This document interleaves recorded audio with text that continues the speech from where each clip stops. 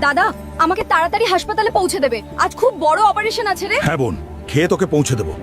বোন বলতো তোর জন্মদিনে কি চাই রে?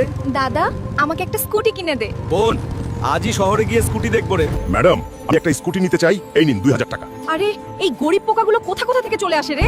বেরিয়ে যা এখান থেকে। 2000 টাকায় গাড়ির দুটো চাকাও আসবে না রে। বেরিয়ে যা বলছি।